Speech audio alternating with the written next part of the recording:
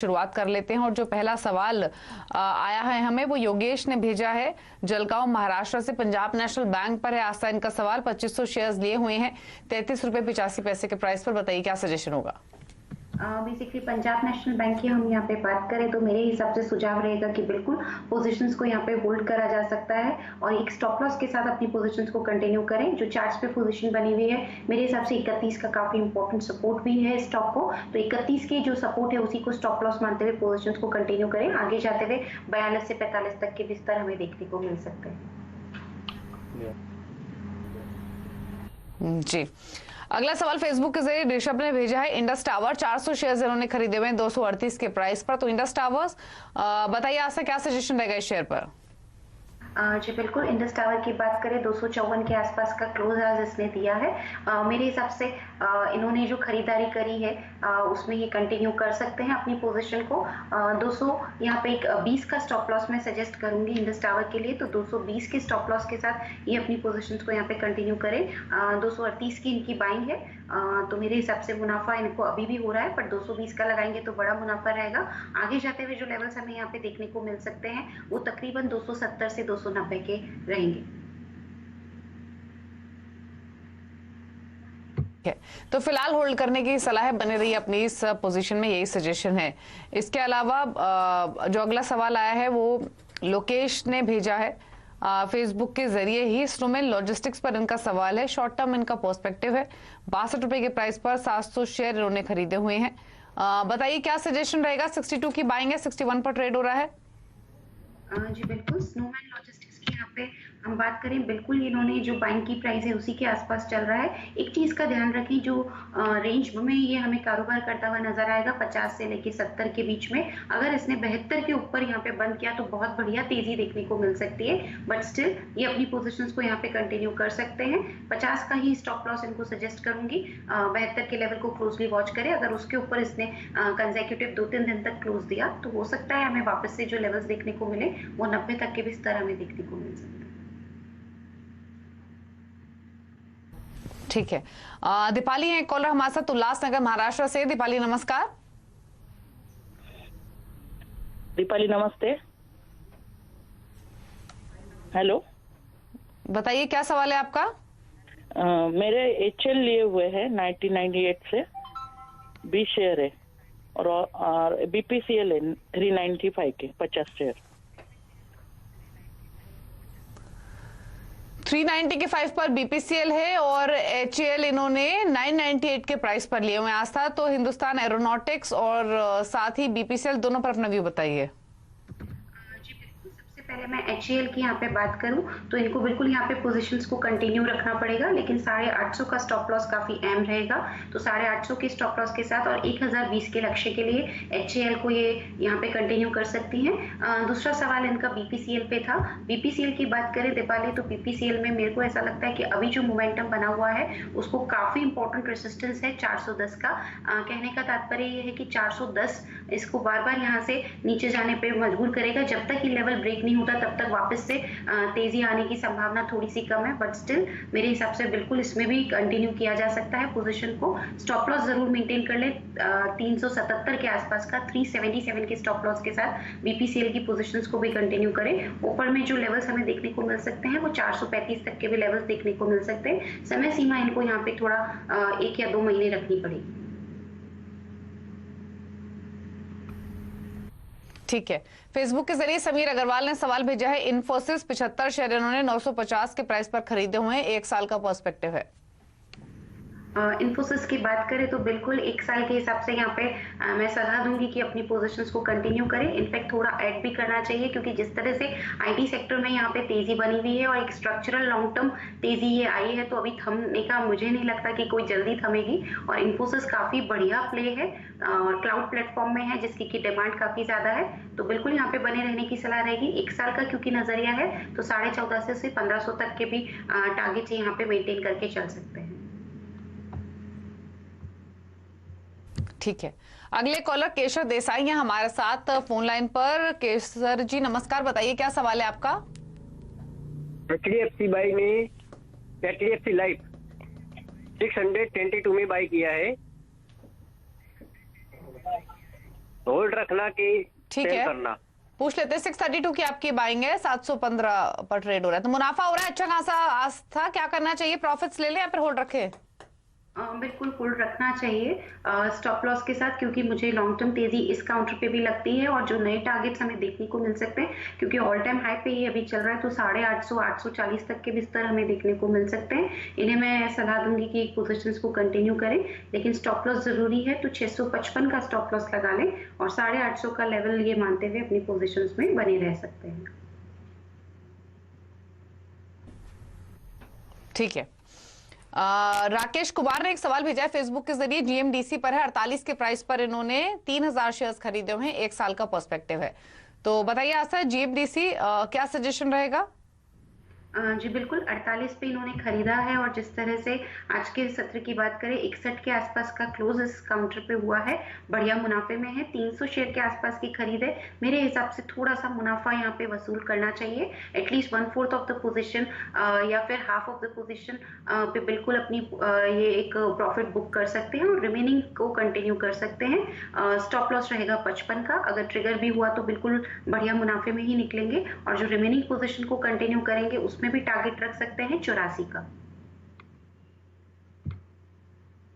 84 के टारगेट्स आप रख सकते हैं और होल्ड कर सकते हैं। अनूप हमारे साथ फोन लाइन में बरेली से। अनूप नमस्कार। Hello hello. पूछिए अनूप जी, क्या सवाल है आपका? मैंने एल&टी फूड ले रखा 58.10 पे 500 शेयर, तो होल्ड करेगी इसको निकल जाए? आस्था इनके भाव के आसपास ही है, 58 रुपए की बाइंग है। एलटी फूड्स क्या करें?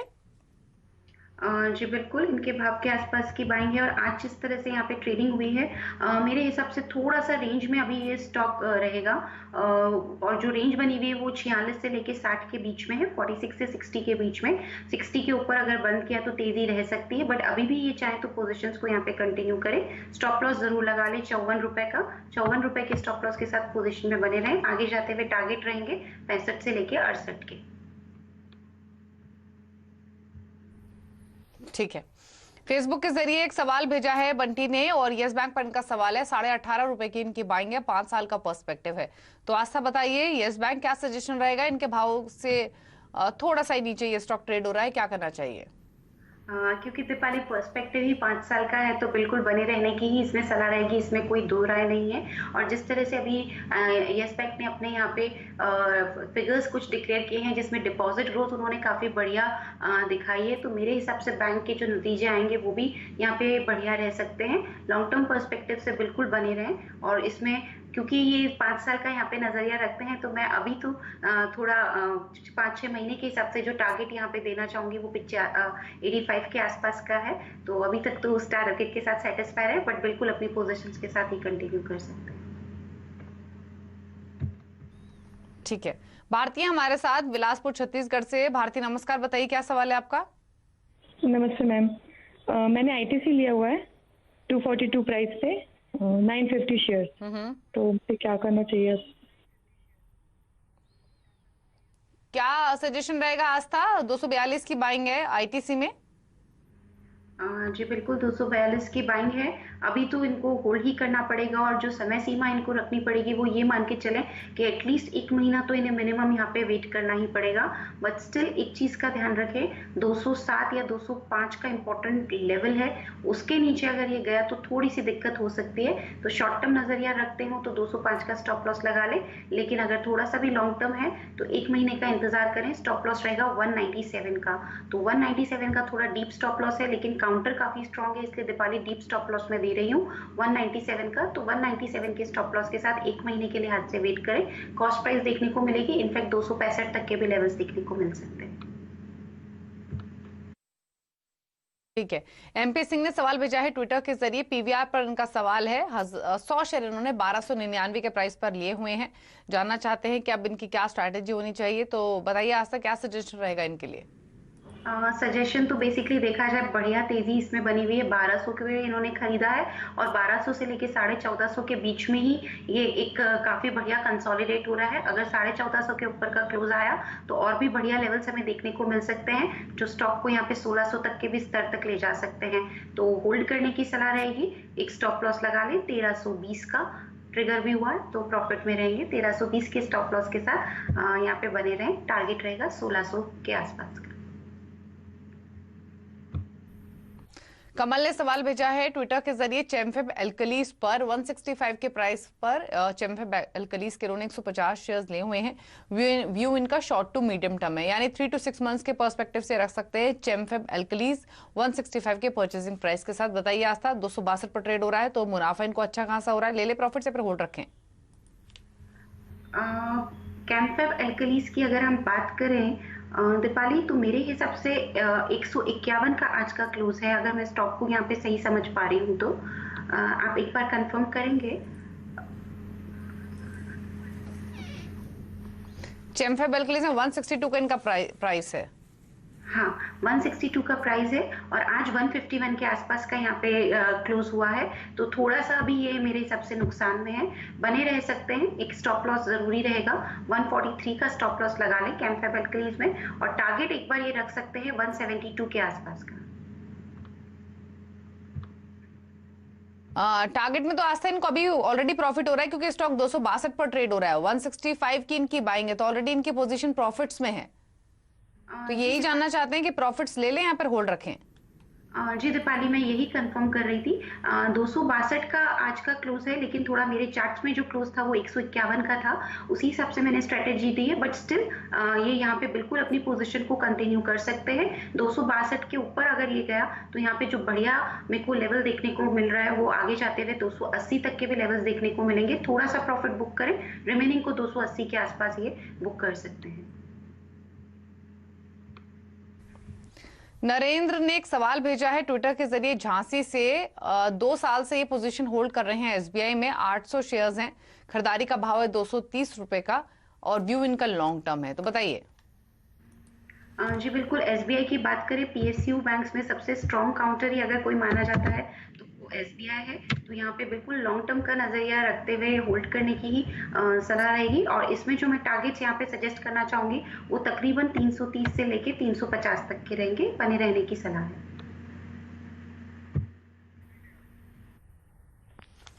जी, एक और सवाल है एसएमएस के जरिए मंजीत का जलंधर से। मैंगलोर केमिकल फर्टिलाइजर्स, इस पर सवाल है आस्था इनका। 32 रुपए की खरीदारी है, 100 शेयर्स इन्होंने लिए हुए हैं। मैंगलोर केमिकल फर्टिलाइजर्स के 55 पर ट्रेड हो रहा है, तो मुनाफा इनको अच्छा खासा हो रहा है, 50% से ज्यादा का। प्रॉफिट्स ले लें या फिर होल्ड रखें। मेरे हिसाब से अभी भी यहाँ पे होल्ड किया जा सकता है। स्टॉप लॉस रहेगा 48 के आसपास का। मुनाफा अगर इनको वसूल करना है तो 70-75 का काफी इंपॉर्टेंट रेजिस्टेंस है, वहां पे ये चाहे तो बुक कर सकते हैं प्रॉफिट को। ठीक है। अगला सवाल है भेजा है नासिर ने फेसबुक के जरिए। ट्राइडेंट, आस्था ट्राइडेंट पर ये व्यू लेना चाहते हैं। इन्होंने मेंशन नहीं किया है कि इनकी क्वांटिटी कितनी है, किस प्राइस पर है, बट जानना चाहते हैं कि क्या ये स्टॉक कैसा है और क्या स्ट्रैटेजी होनी चाहिए। तो ट्राइडेंट पर बताइए, अगर इन्वेस्टमेंट ऑलरेडी है तो क्या करें, और अगर लेना चाहते हैं तो क्या सजेशन होगा। बेसिकली ट्राइडेंट की यहाँ पे ट्राइडेंट लिमिटेड ये जो स्टॉक है, इसमें मेरे हिसाब से तो अभी थोड़ा सा रुक जाए इन्वेस्टमेंट करने के लिए, क्योंकि काफी ज्यादा वॉलेटाइल मूव्स हमने देखे हैं। तो मेरे हिसाब से जो लॉन्ग टर्म यहाँ पे नजरिया रहता है वो इतने वॉलेटाइल काउंटर में ना रखें। और जिस तरह से मुझे दूसरे काउंटर्स आईटी स्पेस अभी भी बहुत मजबूत लगता है, इन्फोसिस और एचसीएल टेक उसमें मेरी फेवरेट पिक है, तो वो वहां पे चाहे तो नया एक इन्वेस्टमेंट कर सकते हैं। बट ट्राइडेंट लिमिटेड क्योंकि वॉलेटाइल मूव है तो थोड़ा सा मैं कॉशियस रहने की सलाह दूंगी। ठीक है, तो ये सजेशन है आपके लिए। इसके अलावा प्रमोद ने एक सवाल भेजा है फेसबुक के जरिए। जेके लक्ष्मी सीमेंट पर 340 की प्राइस पर इन्होंने 200 शेयर्स खरीदे हैं आस्था, तो 340 के परचेसिंग प्राइस के हिसाब से बताइए क्या सजेशन इनके लिए रहेगा। 341 पर ट्रेड हो रहा है, तो यानी इनके भाव के आसपास ही है। हाँ जी बिल्कुल, भाव के आसपास ही है। और हैं। दो चॉइसेस हैं इनके पास, अगर रिस्क ले सकते हैं, थोड़ा सा इंतजार कर सकते हैं एटलीस्ट 1 या 2 हफ्ते का, तो पोजीशंस में कंटिन्यू करें। और जो स्टॉप लॉस भी मैं यहाँ पे सजेस्ट करूंगी वो तकरीबन यहाँ पे रहेगा 328 का, 328 के स्टॉप लॉस के साथ, और 1-2 हफ्ते के लिहाज से पोजीशंस में कंटिन्यू करें। आगे जाते हुए 365 से 370 तक किस तरह हमें देखने को मिल सकते हैं। ठीक है, तो चलिए ये सजेशन आपको मिला है और इसी के साथ एक ब्रेक का वक्त भी हो गया है। जब लौटेंगे तो कुछ और क्वेरीज को शामिल करेंगे, लेकिन ब्रेक में जाने से पहले बात करते हैं सीएनबीसी आवाज और नेशनल स्टॉक एक्सचेंज की खास मुहिम इन्फॉर्म्ड इन्वेस्टर के बारे में, जिसका मकसद है निवेशकों को जागरूक करना। और आमतौर पर हम देखते हैं कि जब हमारे बच्चे का रिपोर्ट कार्ड आता है तो हम उसको अच्छे से पढ़ते हैं, जांच करते हैं और उसके बाद भी उस पर सिग्नेचर करते हैं।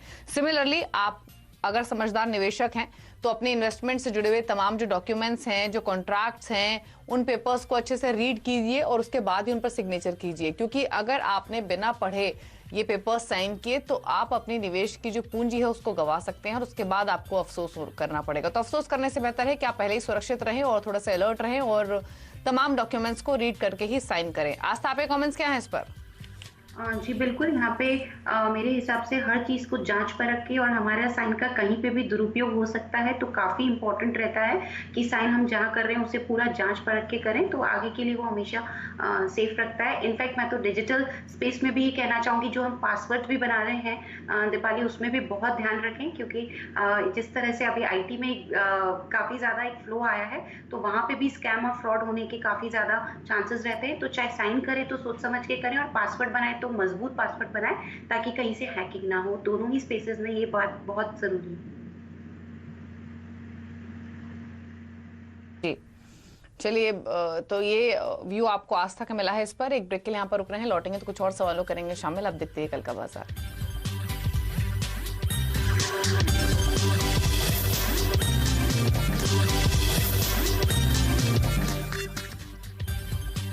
आप देख रहे हैं कल का बाजार। आस्था जैन हमारे साथ मौजूद है आपके सभी सवालों के जवाब देने के लिए। और मनोज का एक सवाल आया है दिल्ली से SMS के जरिए, और सवाल है इनका यूनियन बैंक पर 30 रुपए के प्राइस पर 100 स्टॉक्स इन्होंने खरीदे हुए और जानना चाहते हैं अब क्या करें। तो आस्था बताइए, यूनियन बैंक क्या सजेशन रहेगा 30 के बाइंग प्राइस के साथ?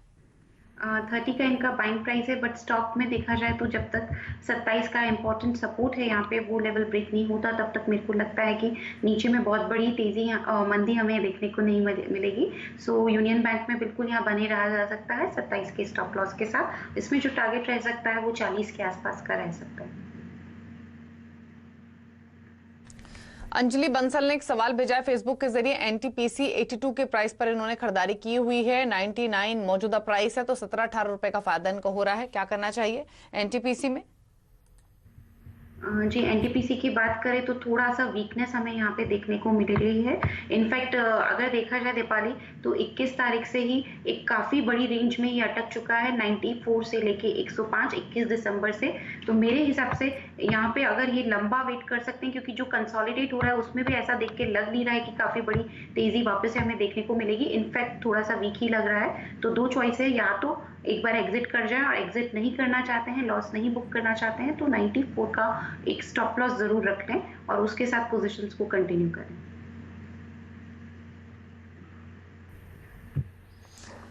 अगला सवाल हमें आया है रवि का मुंबई से SMS के जरिए ही। सेल पर इनका सवाल है, 60 रुपए की बाइंग है इनके, 150 शेयर्स हैं। बताइए आस्था। जी बिल्कुल, सेल में ही अपनी पोजीशन में यहाँ पे कंटिन्यू रह सकते हैं, लेकिन एक स्टॉप लॉस रहेगा तकरीबन 63 के आसपास का।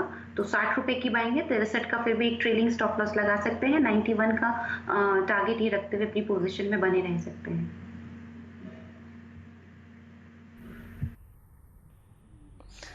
फेसबुक के जरिए दीपक जिंदल ने सवाल भेजा है, ज्योति लैबोरेटरीज 4500 शेयर्स हैं, ज्योति लैब्स के 180 के प्राइस पर इन्होंने खरीदारी की हुई है। बताइए क्या करना है इनको अब? जी बिल्कुल, 4500 शेयर्स के आसपास की यहाँ पे देखा जाए तो मेरे हिसाब से ज्योति लैब में अभी भी एक रेंज बाउंड ट्रेडिंग ही हमें देखने को मिलेगी, और जो लेवल्स रहेंगे वो तकरीबन रह सकते हैं 140 से 160 के आसपास। मेरे हिसाब से यहाँ पे बने रहना चाहिए, बट स्ट्रिक्ट स्टॉप लॉस लगा लें पोजीशंस पे 132 का, और इसमें जो टारगेट्स हमें देखने को मिल सकते हैं वो वापस से 165 से लेके 180 तक के भी लेवल्स हमें देखने को मिल सकते हैं।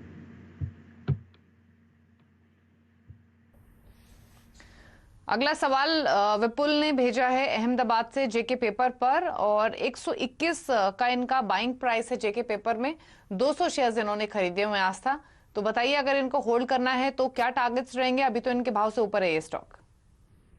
जी बिल्कुल, जेके पेपर की बात करें तो मेरे हिसाब से यहाँ पे बिल्कुल बने रहा जा सकता है, बट एक स्टॉप लॉस फिर भी लगा लें। मेरे हिसाब से स्टॉप लॉस अगर 120 जो इनकी बाइंग पोजीशन है 120-21 का लगाएंगे तो बेहतरीन रहेगा, और इसमें जो टारगेट रख सकते हैं वो 150-160 का रख सकते हैं। धीरज ने सवाल भेजा है फेसबुक के जरिए, एचडीएफसी बैंक और टीसीएस दोनों पर आपका व्यू चाहिए आस्था। जो इनका टाइम होराइजन है वो मोर देन 5 इयर्स का है।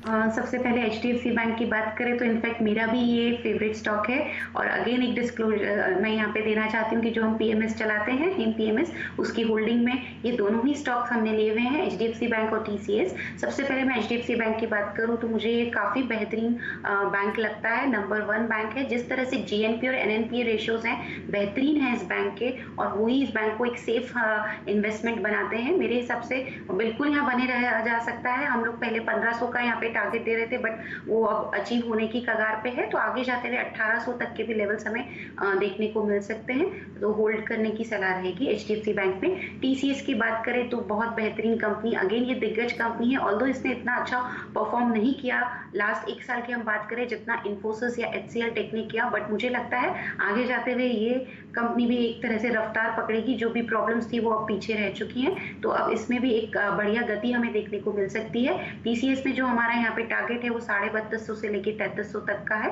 बट 5 साल के नजरिए से दोनों ही स्टॉक में बिल्कुल बने रहने की सलाह रहेगी।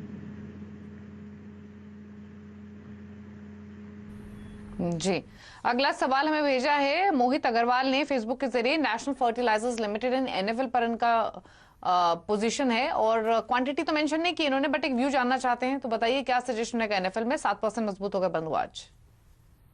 बेसिकली देखा जाए तो सारे फर्टिलाइजर स्टॉक्स में एक तरह से तेजी यहाँ पे बनी हुई है, क्योंकि पिछले 2 साल से जो मॉनसून यहाँ पे बढ़िया हुआ है उसका फायदा हमने देखा। एग्रीकल्चरल इकोनॉमी काफी बढ़िया यहाँ जोरों पे है, और उसी का असर हमने नेशनल फर्टिलाइजर के भाव में भी देखा है। मेरे हिसाब से क्योंकि कॉस्ट प्राइस हमें पता नहीं है तो ये बने रह सकते हैं। आज एक जरूर काफी ओपनिंग गैप अप हुई थी और उसके बाद थोड़ा सा नीचे ये फिसला है, बट स्टिल मेरे हिसाब से लॉन्ग टर्म चार्ट्स अभी भी यहाँ पे पॉजिटिव ही दिखा रहे हैं। तो अगर निवेश किया हुआ है तो बने रहें। जो एक टारगेट मैं देना चाहती हूँ वो सबसे पहले 45 से 50 का रहेगा। जो कोई नया यहाँ पे निवेश करना चाहते हैं उनको सलाह रहेगी कि थोड़ा सा रुक के, और कोई डिप्स मिलते हैं तो वहां पे निवेश करें। और जो डिप्स की मैं बात कर रही हूँ उसमें तकरीबन स्टॉक अगर हमें 35 से 37 की जोन में मिलता है तो बेस्ट बाइंग रहेगा, तो वहां पे बाइंग की जानी चाहिए। जी चलिए, इतने सवाल करेंगे शामिल। शुक्रिया आस्था, आप शो का हिस्सा बनी। को डिस्क्लोजर आपकी ओर से? शुक्रिया दीपाली। और जिस तरह से आज जो भी स्टॉक्स हमने डिस्कस किए हैं, डेफिनेटली मेरी पर्सनल होल्डिंग में कोई भी नहीं है, बट जो हम पीएमएस चलाते हैं हिम पीएमएस, उसमें होल्डिंग में ये स्टॉक में से कोई भी स्टॉक हो सकते हैं। शुक्रिया आपका इस शो का हिस्सा बनने के लिए। तो इसी के साथ कल का बाजार में इतना ही। लिंक खबरों पर लगातार अपडेट के लिए CNBC आवाज से जुड़े रहिए, ट्विटर, फेसबुक और यूट्यूब के जरिए। नमस्कार।